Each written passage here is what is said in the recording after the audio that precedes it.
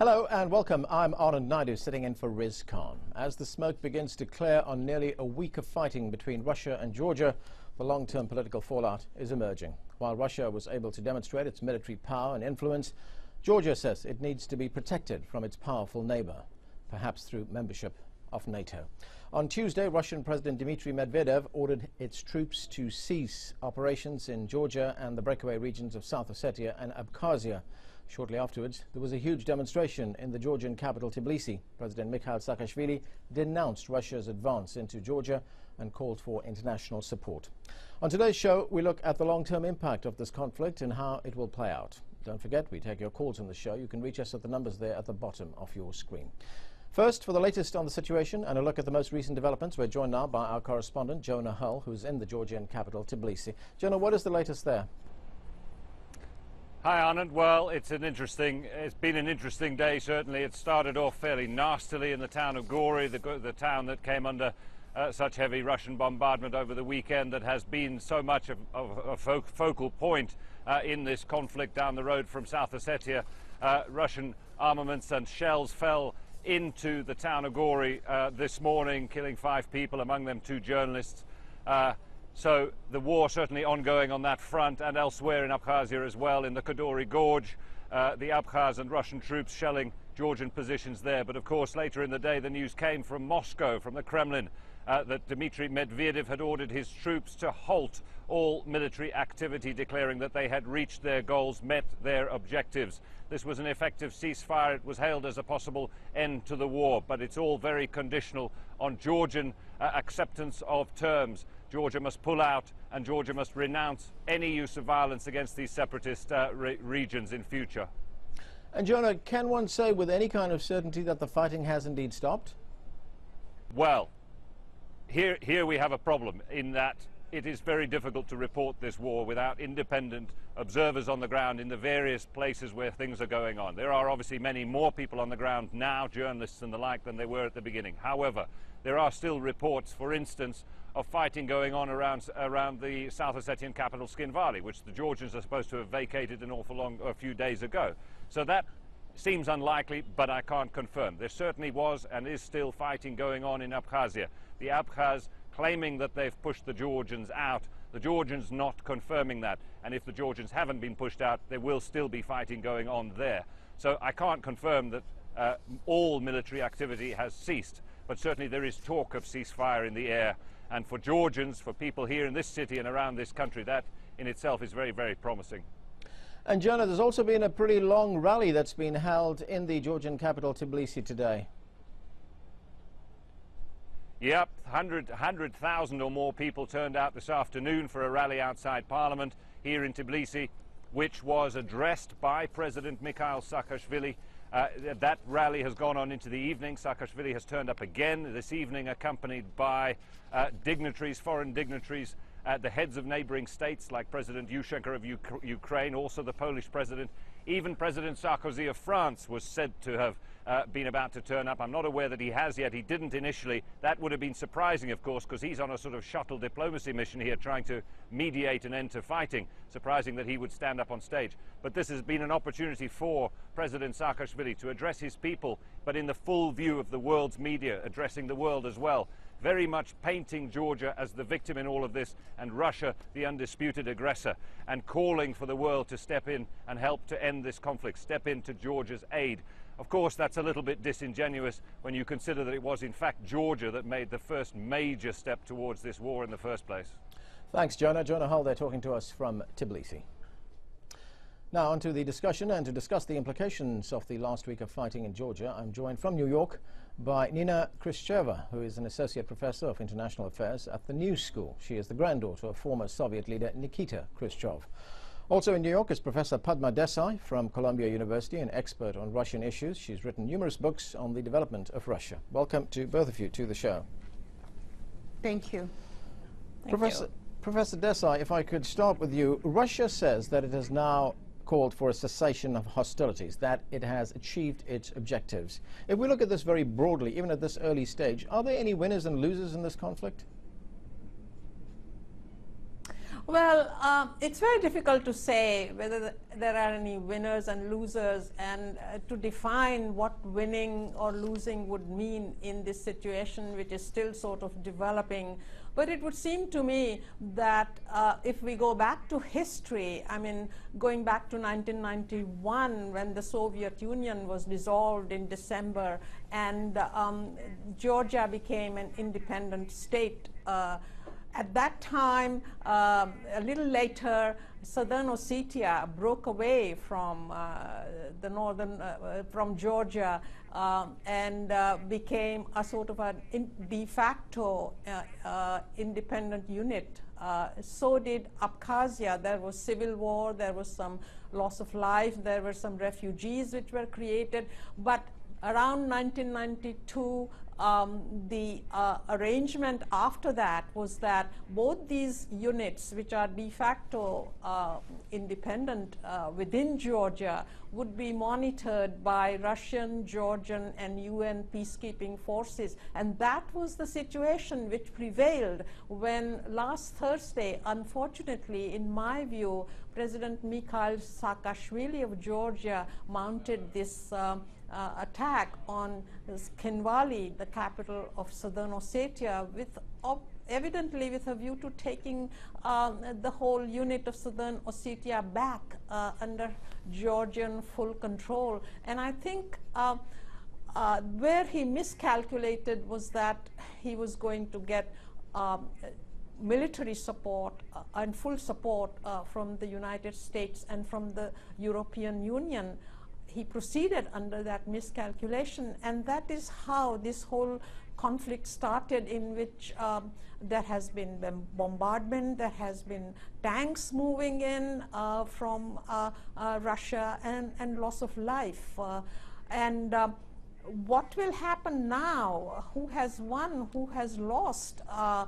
It would seem to me that while the conflict in Southern Ossetia seems to have ceased for the moment, in Abkhazia, which is on the Black Sea, probably the Russians would demand, when we look at their objective, that the Georgian military units in the Kodori gorge get out from that unit, and therefore the Abkhazia be brought under effective Russian control. I think that would be the goal of the Russian leadership. Yeah, as our correspondent pointed out there, that call for a ceasefire was very conditional as far as the Russians were concerned. Professor Khrushchev, I want to start off with I want to start off with an email here which we received from Horst Klaus in Niagara in Canada, and he writes, "Here in Canada, under influence of the American news media, we were first under the impression that it was a Russian invasion of a small independent country. However, reading various blogs, the true background came to light. Georgian troops invaded a disputed area which favors joining Russia, and the US wants to install their, quote, insane missile defense system in Georgia, right next to Russian territory." So let me ask you this. Are we seeing a return to the Cold War days here? Well, good question. I mean, it has been a story all over the news. If I may, I actually want to sort of follow up a little bit on the winners and losers first. I actually think that everybody lost in that conflict. I mean, indeed, Saakashvili heavily miscalculated the intentions and the amount of support the United States was going to provide. George Bush did appear quite incompetent and unable to influence his good friend, or used to be good friend, Vladimir Putin, and Russians showed themselves the regular invaders all around the world. So basically, I think that all sides lost, at least in the court of public opinion, and the lost life is also very important. As for the days of the Cold War, Saakashvili certainly wants to portray it so. Because as you may remember, on Friday morning when the Russians went in to defend, as President Medvedev at the time said, the citizens of Russia, because a lot of South Ossetians, 90% of South Ossetians indeed do have Russian passports, Saakashvili already then, ignoring his own actions on Thursday already then was saying, oh, it's the repeat of 1956, it's the repeat of 1968. That's when the Soviet Union went into independent countries like Hungary and Czechoslovakia with the tanks, and Russia wants to crush democracy. And I think that actually on Thursday and Friday, one would say that the Russian actions were sort of justified, but Saakashvili already had his own very, very kind of important for him propaganda message that Putin, unfortunately, and President Medvedev, unfortunately, although I do think it's more Putin war than it is Medvedev's war, unfortunately only fell into this trap of showing themselves as yet again invaders who go outside of the conflict, where they should have stayed in Abkhazia and South Ossetia and moved, or at least bombed Gori and other other places in Georgia proper, which probably they should, if they wanted to preserve their image as the defenders of their citizens, they should not have done, but used more diplomacy and used only the necessary military operations. So obviously Saakashvili is portraying it as the start of the Cold War. Dick Cheney is screaming the Cold War, which already he did first in 2005, and whatnot. And I think the real test will come when the dust will settle and they will really start negotiating of who gets what how, and see how elaborate those negotiations would be, whether they would be able to overstep this sort of hostility and propaganda that is very reminiscent of the days of the Cold War, and I would say the Cuban Missile Crisis, in fact. Well, I want to pick up on a few of those points, but first we're going to have to take a break. So, Padma Desai, Nina Khrushchev, we're going to pause here. We'll be back after a short break. Stay with us and we'll continue this discussion. Welcome back to our discussion on the political fallout of the conflict in Georgia. Joining me from New York are Nina Khrushchev from the New School. She's the granddaughter of former Soviet Premier Nikita Khrushchev, and also Russian expert and professor at Columbia University, Padma Desai. We're going to go straight to the phones right now. We have a caller from Colorado, Nabil from Colorado. Nabil, go ahead with your question. Yeah, actually, thank you for taking my call. I don't have a question, but I have a comment I would like to add. I've been watching the war right now for the last days now.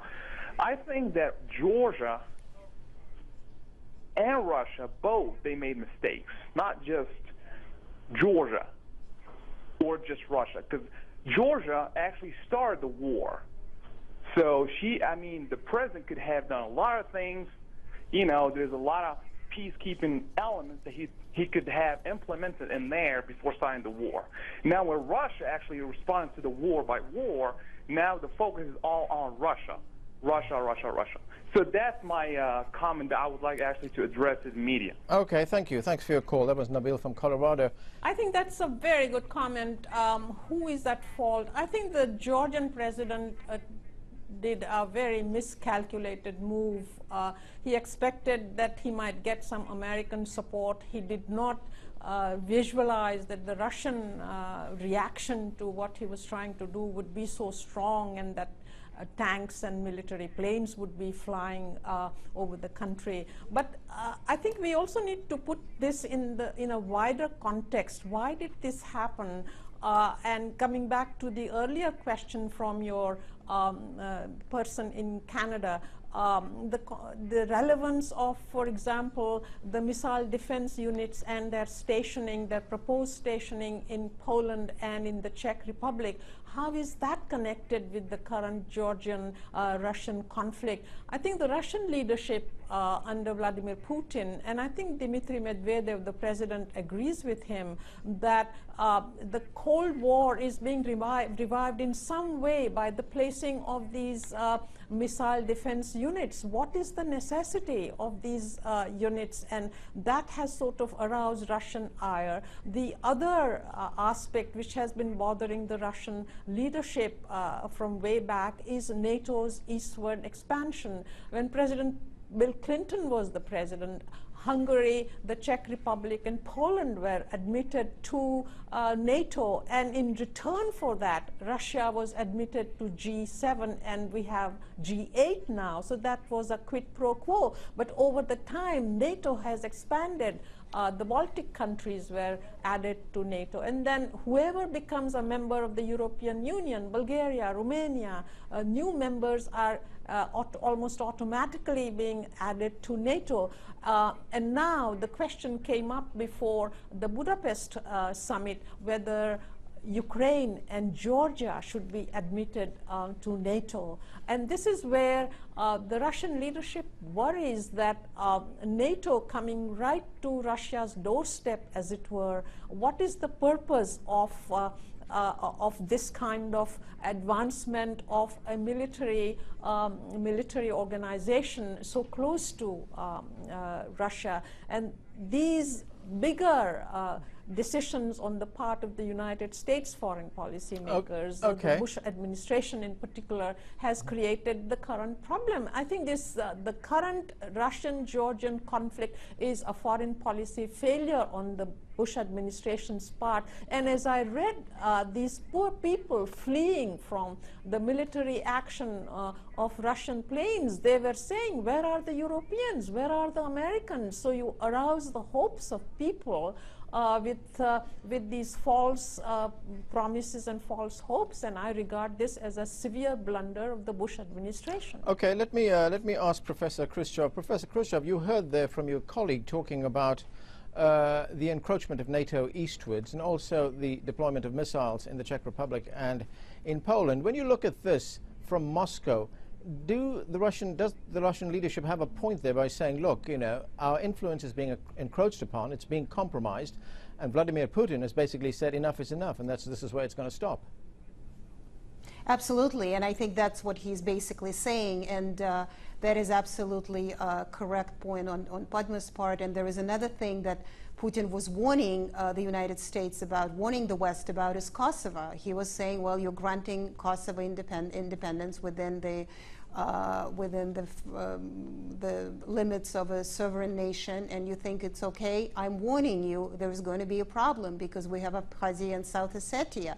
So he promised that if they do behave in sort of not very well calculated manner and not careful manner, these things will happen. So in a sense, he's basically doing what he promised he did. And I think the miscalculation on the part of George Bush and Mikhail Saakashvili, for that matter, they didn't believe him.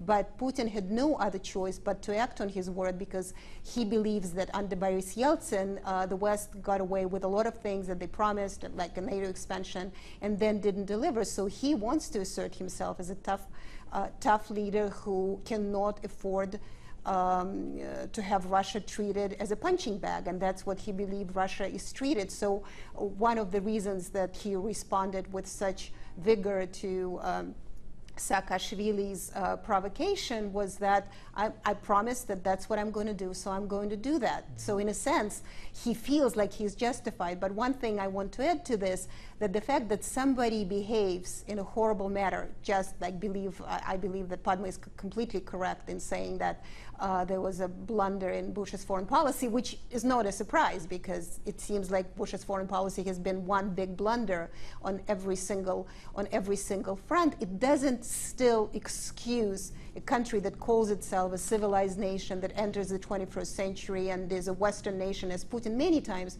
assured us, to behave in this ruthless, completely brutal manner with disregard for international norms. Well, let's go to the phones. We have another caller, Steinar, calling from Norway. Steinar, go ahead with your call.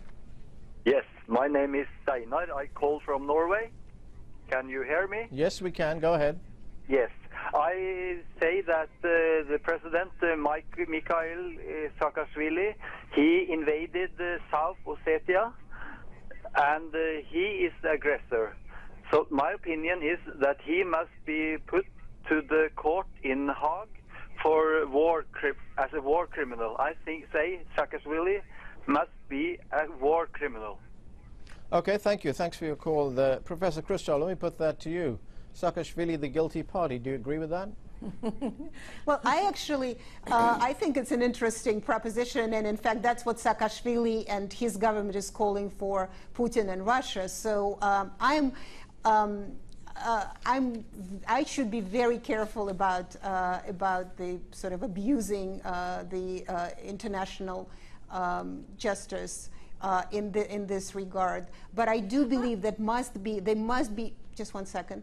There must be some sort of consideration, because Russia indeed already said that they should, the South Ossetia would file a suit in international court, and the Georgian government says that Prime Minister Putin and President Medvedev in Russia should be called to justice in the criminal court. As I said before, I think they're all guilty, and they all equally deserve consideration and chastisement from the rest of the world, and really there should be sanctions. I'm not talking about economic sanctions, but certainly some diplomatic sanctions against both parties, not just presenting Saakashvili as a great Democrat in Russia or Putin and Medvedev as horrible villains, and vice versa. All right, I'm going to give Professor Desai the last word. May I add something here? Well, I just want to ask you, do you believe, after what has happened over the past few days, that Georgia will ever become a member of NATO? It's going to be very, very uncertain, because it would seem to me that Southern Ossetia and Abkhazia, both these breakaway units, they are now sort of in a position where Georgia is a country. How do you define that country? That has become very uncertain in view of this new development. Besides, it would seem to me that while we are discussing the fate of the Georgian president, Mikhail Saakashvili, it would seem to me that it's up to the Georgian people to decide. As the situation settles down, and as people... Professor Desai, I'm sorry, I'm going to have to break in there. Thank you for joining us, Professor Desai, Professor Khrushchev. Thank you for joining us. This burning wreckage was once a radar station in the Georgian capital, Tbilisi. On Monday, Russia bombed it. The men inside had to flee for their lives as it became clear they were a target. We detected a lot of objects moving from Skin Valley on our monitors, and as usual we sent the information to the control point, and then we saw 3 jets moving from the territory of Azerbaijan. Then we got an order to leave the radar building. Russia's attacks keep coming despite Georgia saying it's withdrawn from South Ossetia. Russian television is showing the bodies of Georgian troops lying on the ground on the outskirts of the capital, Shinvali. Georgia's military adventure into its breakaway province lasted barely 4 days. As Georgia's troops withdrew, terrified residents left their ruined city, furious at their Georgian neighbors. I'm Ukrainian by nationality. I spent 4 days in the basement and I finally left. My husband and daughter are peacekeepers. They stayed on, but I'm leaving. I'm so worried about them. What I want to say, it is impossible to break us. It is impossible to defeat us because Russia is invincible. Russia's President Dmitry Medvedev paints his country as the saviors of South Ossetia, rescuing its Russian citizens from a Georgian genocide. The ferocity in which the actions of the Georgian side were carried out cannot be called anything else but genocide, because they acquired a mass character and were directed against individuals, the civilian population and peacekeepers. This is the most surreal world crisis I could ever imagine. And it's very unfortunate that it's happening in my country. I insist that it's happening unprovoked by us. And I insist that it was all pre-planned. The conflict is no longer confined to South Ossetia. At the other end of Georgia's northern border with Russia is Abkhazia, another province with separatist leanings. Russia is flexing its military muscle here. This amateur video shows Russian jets and attack helicopters in action near the border. Russian troops have been here as peacekeepers since 1994, when Abkhazia's attempt to break away from Georgia ended in stalemate. Abkhazia's self-styled president says his soldiers are now ready to resume the battle. We have our responsibilities towards the people of South Ossetia. We will fulfill our obligations. maybe even in violation of the Moscow agreements. But we were not the first to break them. To fulfill our goal, we have decided to do this. Off the coast of Abkhazia, another sign of the escalating conflict, 7 ships from Russia's Black Sea Fleet. Georgia says it's ready to talk peace. Russia's actions suggest that it's not. Paul Allen, Al Jazeera. With little warning, the evacuation of Gori began. There was nothing orderly about this retreat. Tanks, artillery, troops and civilians. This was panic. They'd heard the Russians were within 5 kilometers of Gori. That turned out to be true. A stricken tank explodes. A Russian potshot. Escaping vehicles barely flinch. Back on the road, Tbilisi bound.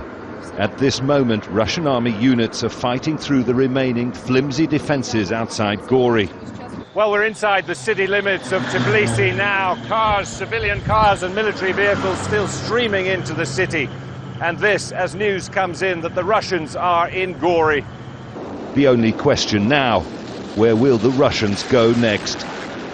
Jonah Hull, Al Jazeera, Tbilisi. This is Gori from the inside.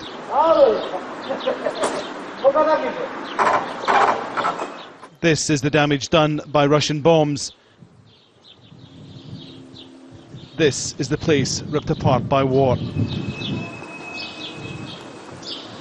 The damage is clear. On the side of one building, the shrapnel from an attack is stuck fast in the balcony.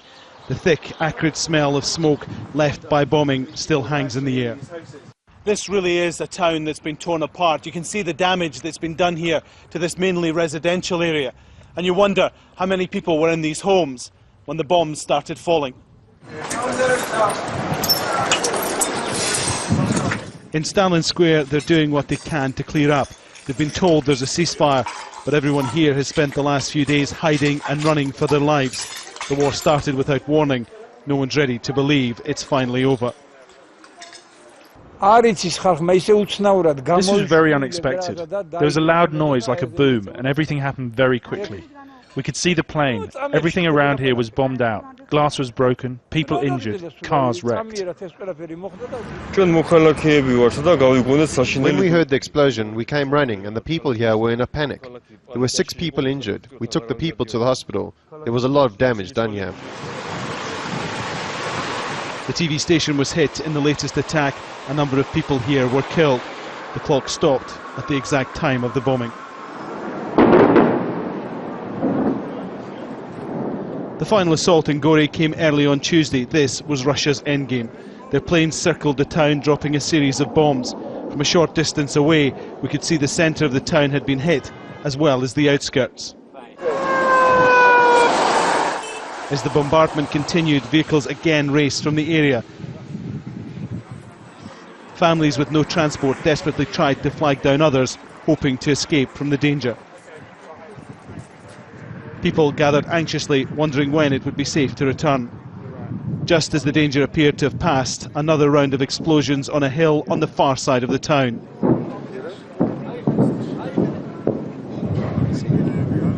At the very edge of our camera zoom, several kilometres away, it's just possible to make out Georgian army positions, and slightly above them, a huge crater left by the bombing, still smoking.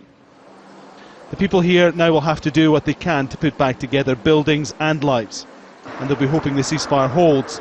I'm standing here at the military port at Ossetia, and just behind me there are 2 ships that have been sunk by the Russians just a few moments ago. And also on my other side here on my left, but you won't be able to see it, is another 4 ships that also have been bombed by the Russians. But what these Russian soldiers were actually based in Sanopi, which is not very far from here. It was a former Georgian base, now occupied by the Russian troops. They came here and they sank these ships. The people here are quite bewildered. Actually, the port is completely abandoned now by the is no any Georgian military presence at this stage, and these ships have sunk. No, just moments ago also there was a big explosion. That's because one of the ships was still full of explosive and it was on fire, and then it exploded a few moments after the Russians left the port. So, Hoda, this claim by the Russians that they'd ceased their military operations, clearly from what you're seeing, that's not the case. Well, clearly from where I'm standing, it is not the case, and we are also hearing reports that they're not very far from here in the mountains. Some Russian aircraft would be targeting some communication systems of the Georgian army. We still have no confirmation about that, but these are the early reports that are coming in. I have to also say that throughout the day we've been driving along the road all the way to the southern Abkhazian border, about 150 kilometers away from here, and all we've seen throughout the day is a continuous build-up of Russian presence south of the border, proper Georgia really, and that was clear throughout the day, all the way from the border till this port of Poti here, which is about 150 kilometers deep in southern Georgia. Hoda, if you could, just tell us where you were and what you saw when these attacks actually took place. Well, I was just behind the port here, and we were behind a big wall, and we heard a huge explosion, and we saw this plume of smoke coming up to the sky. So we did get into our cars to come quickly to see what was happening here. And as we arrived, the people told us that the Russians were here and they had just sunk these boats, and this last explosion that had happened was really one of the boats was set on fire and had still not sunk, and then it exploded because it was full of explosions. I mean, the ground here is littered with shrapnel, is littered with bullets. It's still quite warm, all of it, and it's still quite fresh, this attack, and people here are still quite under shock that this is happening. Throughout the day, I have to say also that we've been talking to some of the civilians here who have been standing, watching, helpless, because there is no Georgian military presence in this area, so the Russians really are driving along these roads with complete impunity, and they meet no resistance whatsoever. And they have been calling this a Russian occupation. They think that the Russians will not leave this area anytime soon, and they're also quite surprised that there is no Georgian presence at the moment and that no one is defending this part of the country. Hoda, I know the area that you are is essentially a military area, but are there any civilians in the region? Are there any signs of loss of human life or casualties as a result of this attack? No, and the attack really happened in the military base, but just not very far from here to my right, there's a civilian base, and that port, I'm sorry, and that port is quite strategic because they have some big oil refineries there, and that's where all the freight dock there. Now that port has been blockaded for the past few days, but according to the reports that we are hearing here, the Russians were at sea telling any freight not to come towards sea. The refineries are shut down. Now, not very far, about 3 kilometers from here, there's the city of Poti, and that city is completely deserted. We've been there yesterday, we've been there today. Apart from a couple of grocery shops and a few elderly people, there's absolutely no one. Calm morning last Saturday, Russia brought the war into Gori itself. This is what remains of civilian homes in the aftermath. Up to 60 lives lost, many more injured. And this was 4-year-old Lika Kekuashvili, rescued by Georgian soldiers just as we arrived. Well, just after she was pulled from the rubble in front of our cameras in Gori on Saturday, neighbours gave us the little girl's name. We tried to find her in a hospital in Gori. We were told she'd been transferred here to the capital, Tbilisi. Well, after an exhaustive search of the capital's hospitals, we think we may have found little Lika in a specialist burns unit here. We find her asleep, her injuries plain to see. Who knows what she remembers in her dreams? The lady who tends to Lika is not her mother, but a kindly stranger. Her mother is in prison. Her father abandoned her long ago. The grandparents who cared for Lika in Gori, both dead in the Russian raid. All her wounds will disappear in time, the doctor told me. They're treatable and there'll be no after effects, but the emotional trauma will take much longer to heal.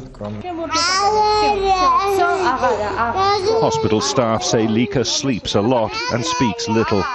She says she wants to forget the bombing and will never return to Gori again.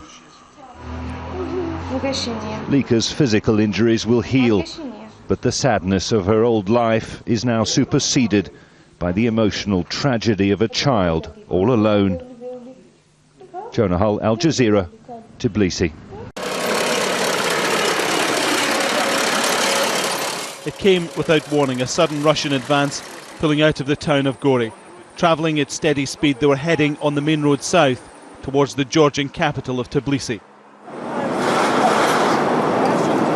If this was an invasion, it was slow and lacked aggression. The convoy snaked back for almost a kilometre. It included armoured personnel carriers, supply trucks and big artillery guns. The Russians said they weren't in Gori. This is the proof they were. And now they're on the road towards Tbilisi.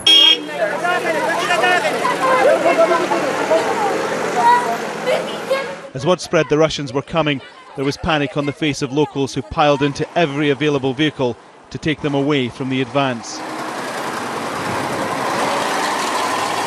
On and on it pushed, kilometre after kilometre further into Georgian territory, challenging and provoking. From the capital Tbilisi, a convoy of Georgian Special Forces soldiers was sent. Suddenly, 15 kilometres from the Russians, they pulled to the side of the road and turned back to Tbilisi.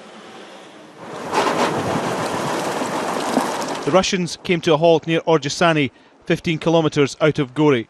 The vehicles turned off the main road south and set up camp in a field. We were told the commander was awaiting further instructions. The day in Gori started with rumours of an imminent Russian arrival. Lily Lamsadze had just returned home after the bombing which hammered Gori for days. But soon she'd picked up a few belongings in a carrier bag and with a worried look on her face was running away again. I just got back this morning, but I'm getting out. They told me the Russians are nearby and robbing people. 3 tanks were in the town. I've got to go. Then came the mass evacuation as people saw the Russian tanks and trucks roll into town. Miriam Shulbachvili arrived on the edge of Gori. She had her vehicle stolen at gunpoint. Men with guns stopped us and ordered us out of the car. We offered them money, but they said they wanted the car. We were very frightened. We lost everything, our documents, money, everything. And more people came, telling their stories of horrors left behind. As the Russians prepared for their departure from the field, a group of clearly distressed women arrived near us with harrowing tales of what was going on in nearby villages. Kazakhs and Ossetians in uniform are coming into the village, putting sacks over the heads of our men and slitting their throats. They're taking everyone, men, women and children. They're dragging the attractive women away. There are stories of this kind of thing on both sides. Al Jazeera has no way of confirming them, but the women here were distressed and adamant atrocities were being committed. And then suddenly the Russians were on the move again, the long line of vehicles snaking from their positions, heading back to Gori and beyond. This was a clear show of strength from the Russians, a reminder who has the power and who doesn't. On the road back to Tbilisi, the Georgian army waited, taking up positions against an enemy now heading the other way. They'd been told the war was over. No one here believes that's true. Alan Fisher, Al Jazeera, on the Gori-Tbilisi road. Russia's military might much in evidence. Its army on the move in western Georgia. There appeared to be little to stop the troops in their advance, except for a crossing train. This is the main east-west highway. We're about 50 kilometers away from the border with Abkhazia in western Georgia. Now, throughout the day, there has been a constant stream of military convoys. Some were Russian peacemakers, others regular army, all heading towards the Senaki base, a Georgian base, now occupied by the Russians about 5 kilometers away from here down this road. Villagers stood by as helpless spectators, with little doubt, however, about what they were seeing. This is an invasion. They are occupying our land. They have no contact with people. They keep away, but they are in our base. The Russians purposely avoid interacting with the local population, a way of minimizing the chance of clashes. Their sights are set on Georgian military assets. The soldiers did return for a third day in a row to the military port in Poti on Friday. They were clearly unhappy with our presence, pulling their trucks to block our camera. Earlier in the week, they blew up 6 Georgian vessels. Moscow denies these accusations, but local residents captured the attack on mobile phones. Evidence, they say, that the attackers were Russian soldiers. This time around, they towed away Georgian military speedboats. But these Russians have been deployed here as peacemakers. Their mission should be to protect civilians. Instead, they've been on a campaign to weaken Georgia's military infrastructure. It's unclear if and when the measure outlined in the international ceasefire will actually take form on the ground, with a Russian withdrawal. But here in western Georgia, all indications suggest that Moscow at the moment might be consolidating its presence on Georgian sovereign territory. For Abdul Hamid, Al Jazeera in western Georgia. It was the shelling of Skin Valley that ignited this conflict. These images show the devastation caused by that bombing. 5 days on, and civilians in the South Ossetian capital are only just beginning to emerge from their bunkers and basements. We hope the ceasefire comes to something this time, because it doesn't matter how many negotiations, how many agreements, how many concessions have been made to Georgia, they don't understand. There's no doubt the Russians are firmly in control. Their priority, they claim, to maintain security. There's no sign of their troops leaving South Ossetia anytime soon. In fact, our pictures show they seem to be sending in reinforcements. On the road to South Ossetia, a constant stream of Russian army trucks carrying soldiers and supplies. We also spotted tanks heading south. At the border, we found South Ossetian civilians waiting to go home. We want to speak to these ladies because their houses are damaged. The Russian border police didn't want us to film, but we managed to speak to refugees desperate to get back. Okay. Please. We're about 80 kilometers away from the capital of South Ossetia, Skin Valley. We've been told by the Russian authorities here we can't go any further, we have to turn back. But we have seen some civilians are getting across. But there are still thousands of people who fled the fighting stuck here in North Ossetia. Many have found temporary shelter in refugee camps like this one in Alagir. As you can see, conditions inside these tents are extremely basic. Refugees get a bed to sleep in, some food, clothes and water. But they know they've got to leave in 24 hours' time. And many of them say they have nowhere to go. Alla Kochiva and her children got here on Tuesday. Although she didn't witness it herself, she's convinced the Georgians have committed war crimes against her people. They've been taking our women hostage, killing old people, and even using their tanks to run over houses with people in it. At least that's what I've heard. These refugees say they're waiting for justice. What they need the most right now is a permanent end to the fighting, so they can finally return home. Nazanin Bashiri, Al Jazeera. 3 hours late, and Condoleezza Rice emerged with President Saakashvili, and the news Georgia had accepted the terms of a ceasefire plan. With the signature of the Georgian president on this ceasefire accord, all Russian troops and any irregular and paramilitary forces that entered with them must leave immediately. If he was pleased at word the Russians were preparing to sign up as well, Mikhail Saakashvili didn't show it. This was another opportunity for grimly worded warnings and a statement of ultimate defiance. Never ever we will give our freedom and independence. Never ever will give any piece of our territory. And freedom will go to every part of Georgia, to every ethnic group, to every community in Georgia, and we'll definitely get rid of these invaders. The deal on the table here would establish a ceasefire, withdrawal of forces, and put international monitors on the ground. Clearly, resolving the territorial dispute over South Ossetia and Abkhazia will be much harder. So, another unambiguous show of support by the Americans for the Georgian president here, but with Secretary Rice now evidently a part of the peacemaking process. The question must be asked, why is she here in Tbilisi and not in Moscow as well? It's a sign, perhaps, of the chill wind blowing through Russian-US relations. Instead, German Chancellor Angela Merkel was in Moscow to do the job, securing Dmitry Medvedev's agreement to the ceasefire, but also receiving Russia's stiff assurance that it would guarantee the will of people in the separatist regions. Secretary Rice went on to visit a Tbilisi hospital where US aid was being distributed. These are some of the Georgians waiting for it. Displaced children, women and men from the town of Gori and surrounding villages. They fled their homes as the Russians moved in, carrying what belongings they could. Many hundreds came to the capital, Tbilisi. Much of Georgia's infrastructure remains in post-Soviet ruin. Conditions, even in the capital, are often basic at best. Look what they have done to us. Now we have nothing. For civilians on both sides of this conflict, it's been a traumatic week. For those now safely out of the war zone, it could be a long and uncomfortable wait, wondering what remains of their homes and when they might be able to return.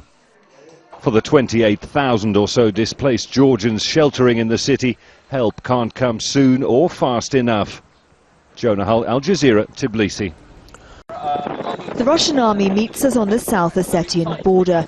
The commander tells us there's still a threat from Georgian snipers. There are cases of the occasional sniping and shootings into the convoys with the following withdrawal. These armoured people carriers are here to take us in. Shuttered inside its shell, there's no way of seeing the ethnic Georgian villagers on the road outside. Villagers human rights groups claim have been targeted by Ossetian militia. Once in Skinvali, the Russians are keener to show us around. These are neighbourhoods shattered by the explosions. The town hasn't been levelled, but there's no doubt the task of rebuilding it will be immense. Well, the Russian forces we're with are taking us around the town and showing us bits of the capital which were destroyed in the bombing which took place over days. So we are seeing buildings which have been bombed out, cars as well. But what we're not seeing are the people, the 2,000 people the Russians say were killed during that period, all the people who were injured. The town cemetery isn't on the itinerary of this well-choreographed tour. Instead, we're taken to Georgian tanks destroyed by the Russians. Posing for photographs, volunteer fighters who support the separatist cause. Hundreds of civilians remained here throughout the fighting. Many spent days in hiding. This woman says her life will never be the same.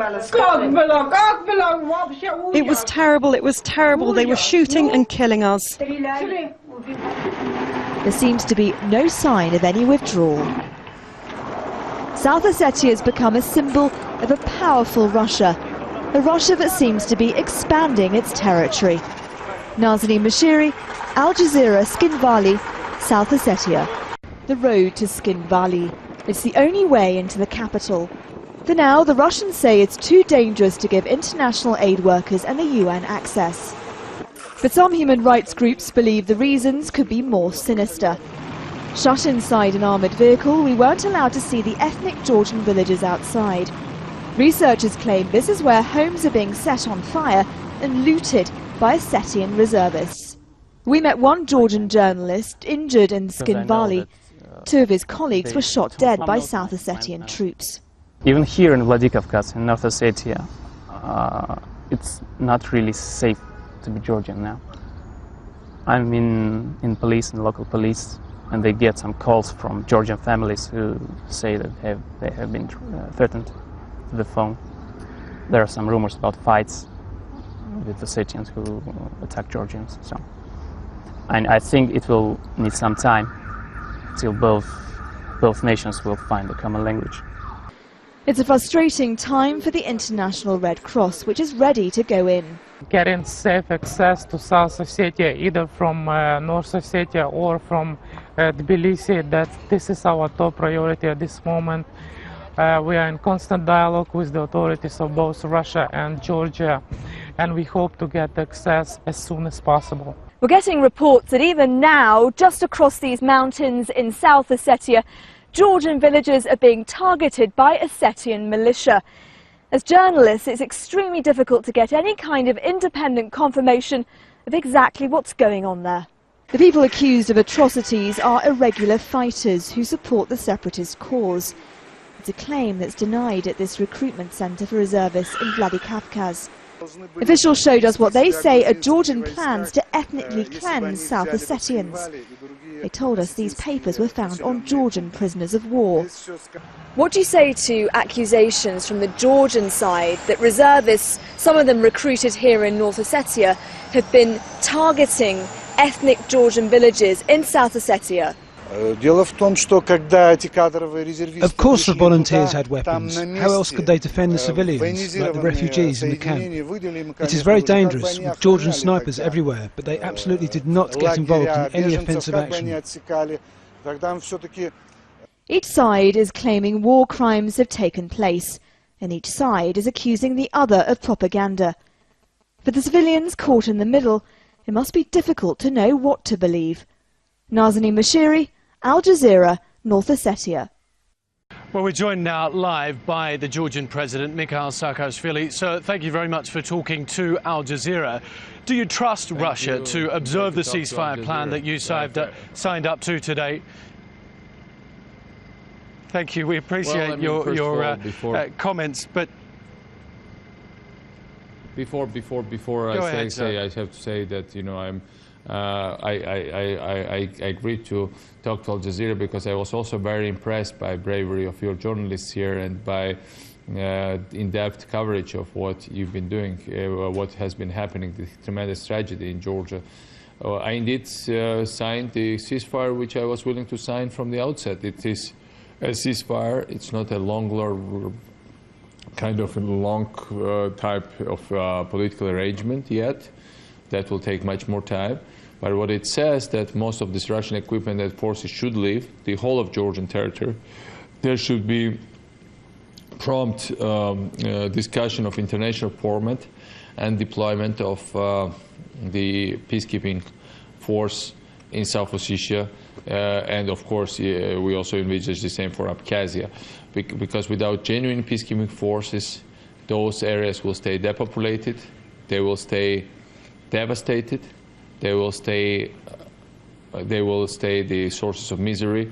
And meanwhile, at the same time, we had the good discussion today with Secretary Rice, and it was constructive, and we focused on rebuilding Georgia. I mean, you spoke now that Georgia's infrastructure could I just interrupt you there? The key question, really, if I can interrupt you, is whether or not you trust Russia to observe the ceasefire deal that you signed up to today and withdraw immediately from Georgian territory. Well, it's a big question. I mean, since I spoke to Nicolas Sarkozy, and he already told me that there was a deal, and then 1 hour after that, the forces of the Russian forces took over several other towns and urban destinations in Georgia. And but when Sarkozy came here first time, at that moment, President Medvedev said they are stopping hostilities, and that's when they really started to bomb with cluster bombs, and there people started to commit crimes, running around, rampaging, looting, and killing people. And not only troops, but what is most worrisome, that lots of mercenaries came in, lots of irregulars, lots of drunk criminals basically going around together with Russian troops and doing all these atrocities the world has been reported to. I'm afraid it's just the tip of the iceberg. I think there is much more to come. All right, we'll get to that in a moment. But Sergei Lavrov, the Russian foreign minister, has said that Russia will negotiate, will talk to Georgia, but they will not deal with you. Is it therefore time for you to resign? Well, that's exactly what Russians wanted, and it's not about me. They want to and Georgia's independence. They cannot live with Georgia's independence. This invasion was never in first place about South Ossetia. They cannot care less about South Ossetia. South Ossetia is a small place, was a small place with a population of less than 25,000 people. What they wanted to, they've never made the big secret of the fact of existence of Georgia's independence and fiercely freedom-loving policy didn't fit their expectations and their taste. We all knew that. It's not about President Saakashvili. It's about Georgia being free and independent. Presidents come and go. We went through 2 sets of elections, and my term is limited. I'm in my last term, and we have parliamentary democracy, which Parliament was in session despite this war. Our media is free. You know, this is a modern democracy. They don't like to have modern democracy apparently in their border, and they don't like any modern democracy, but they somehow decide to start from Georgia. I've been warning the world since many months that we are expecting a Russian invasion. Nobody heeded the warning. Everybody thought that I was exaggerating a little. Now I think that I even diminished the threat because even my expectations were grossly defied by what they are doing. But surely the point is that much of the population of South Ossetia would much prefer to be independent or part of Russia than part of Georgia. Excuse me, which population? They've just thrown out 100% of the population, including ethnic Georgians.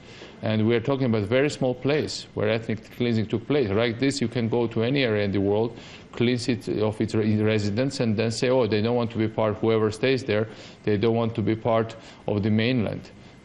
This is exactly how Russians. Do you think now inhabitants of Karelia want to be part of Finland? Finland owned Karelia. Then Stalin's Russia invaded it, took out Karelia, and then announced to the world that Karelia is no longer Finland. They cleansed Kaliningrad, which was Königsberg, and now Kaliningrad no longer wants to be in Germany. That's the logic of ethnic cleansing. You throw out all the inhabitants, bring in the others, and then they say this place don't want to be part of the bigger one. What was happening in South Ossetia, they turned the town of Tskhinval into some kind of military camp. They blocked the roads from all sides, and all our attempts to lure these people with, induce them to talk with soft power, constructing hospitals, roads, even amusement parks and concert halls, etc., met fierce resistance from the Russians. Okay, but you've accused the Russians of very big crimes. You've said that they set up internment camps, that they were getting reports of large-scale human violation of human rights. Do you actually have any evidence of what you've said? The reports we've been getting, and these are not my words, Human Rights Watch went there and talked about large-scale looting, policy of ethnic cleansing, harassing people and killings and deliberately targeting the civilians. What we've been getting about camps, that was from different sources on the ground. We have more than 1,400 claims now at this stage, and it's growing very rapidly, of gross violations of human rights. We are going to codify it. You can imagine, I mean, they brought in with them lots of irregulars, people who, people who not only are very atrocious, but have no responsibility. I mean, they are just some legal elements, criminal elements, militias. I never thought Russia had that much number of these kind of rogue elements in its territory. And all these people come in now and go and rampage through villages. And the Human Rights Watch documented that. Human Rights Watch clearly said that there was numerous violations of humanitarian law. The population is grossly unprotected, thrown out, targeted specifically based on their ethnic origin. And now, after all this, you are telling me, well, whoever stays don't want to be part of Georgia. Excuse me, but that's not the way to handle contentious issues. I mean, it looks like classical Balkan type or 20th century, worst cases of 20th century type of ethnic cleansing and ethnic purification. All right, you spent Friday meeting with Condoleezza Rice. Are you disappointed at how long it has taken for the United States to become actively involved here, and also the level of support that they've provided you with? I think President Bush made some incredibly strong statements. I think there has been the prompt delivery of by Pentagon of some humanitarian corridors and assistance. Overall, I think that this whole tragedy could have been avoided if we had acted, all of us, before. But the United States certainly hasn't sent in military support, which clearly would have assisted you greatly, because your own forces were quite obviously not enough to defend your territory. Well, you know, our army was never designed in the first place to counter the whole entire Russian land force. We are talking about so then why did you go to war with Russia? Much more. If that's the case, why on earth did you go to war with Russia? You are not, I mean, you are not talking to some suicidal crazy man. Russia invaded our territory. Georgia clearly exercised right to self-defense. We had two choices, either to surrender outright or to try to fight back. Well, our troops fought back very bravely, destroyed almost the whole infrastructure of the main Russian invading army. This is 58th Army. Russians got lots of reinforcements because all their land force was mobilized. Mr. Makarov, head of Russian General Staff, is sitting in Skin Valley and directing operations from Vladikavkaz and from Skin Valley, deep inside our territory. Then what we decided to move troops back to the capital together with their equipment, because basically that's the main thing to defend right now, because Russians didn't make any secret out of the fact that they want to overthrow the government and basically by that end the statehood of Georgia and independence.